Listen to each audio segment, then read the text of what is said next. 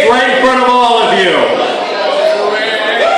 If I don't get everybody's attention, we're going to stop serving alcohol like now. Have your attention now. All right, the RCU has a prepared statement about the spirit of the evening, if you will. It was nearly 3 years ago that Prairie Asunder Internet Radio hosted the first Formerly of Roses Festival.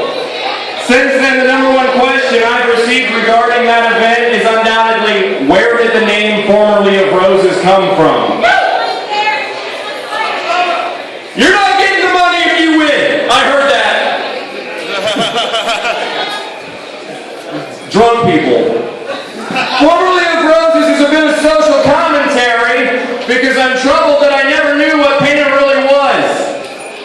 George's Candy Shop closed when I was quite young, and it was one of the few remaining fragments of lore told to me about the great city of roses.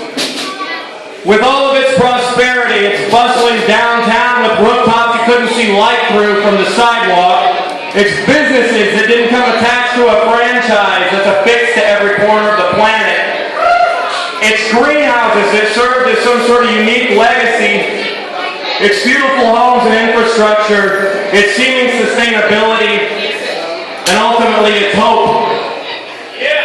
Alongside those stories, I witnessed a decay that is all too prevalent around our aging country. Doors close, overtaken by corporate mammoths. Opportunities become fewer and far less significant. Debt becomes an accepted way of life. Maintenance becomes too costly to afford, and buildings crumble into the street quite literally. Lying beneath the rubble is the hope of our future generations' participants. In a time where bombs take priority over education and strengthened crime policy takes precedent over the engagement of our youth, in this time of multi-trillion-dollar debts, climate change, overpopulation limiting to scarce resource, nearly 140 military occupations around the globe, and a seemingly endless war against the abstract, the descent must seem so much more obvious, so much more disheartening than it did when I was a child. Hope is fleeting, and along with all the problems that come beside its absence exists a growing resentment for the name of the City of Roses, likely deeper than that which was held by my generation and our youth. As an adult, I've worked through the disdain I held in light of a bygone community and sought discourse aiming at a future, not for myself, but for my children. Crises await them unlike anything in our increasingly limited imaginations, and apathy seems to keep us content with shopping and watching television while we allow the perpetuation of a sold future and the abolition of fact. We slothfully throw advice at their heads and fail entirely to reach for their hearts. We've stripped our communities bare and threw it on machines, talking together but rarely working together, thinking together but lacking the motivation to act together. A focus on public education is absolutely essential if we expect to correct the path we're on. It's why you're all here tonight, no matter how drunk you are. And surely its defunding must be at the forefront of that focus. All the artists here today represent why art specifically is so important within our education. Because if it's done right, it will find your heart. And far more important than raising money is finding the hearts of enough people to follow us out here and truly make a difference.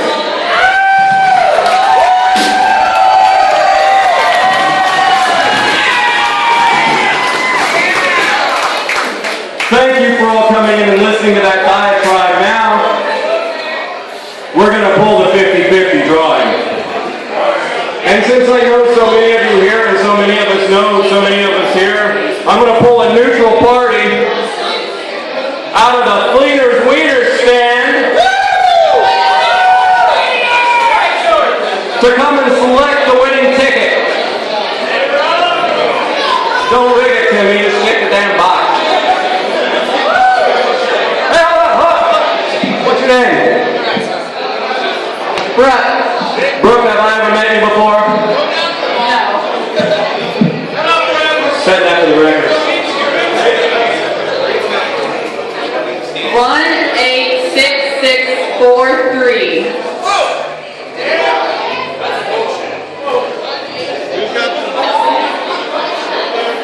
Anybody who got that ticket? 186643. I think we got it back there.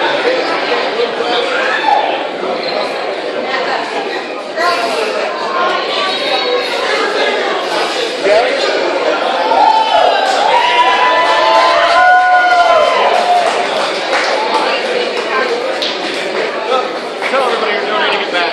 Tell everybody you're donating it back. Tell everybody you're donating it back. Ma'am, what's your name? Stephanie, what are you doing with the money? She's donating it to the education fund. Everybody give her a hand.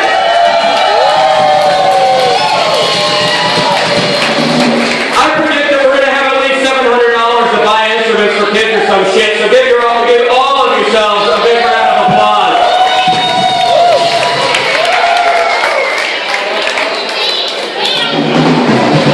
Thanks for coming and making it a success.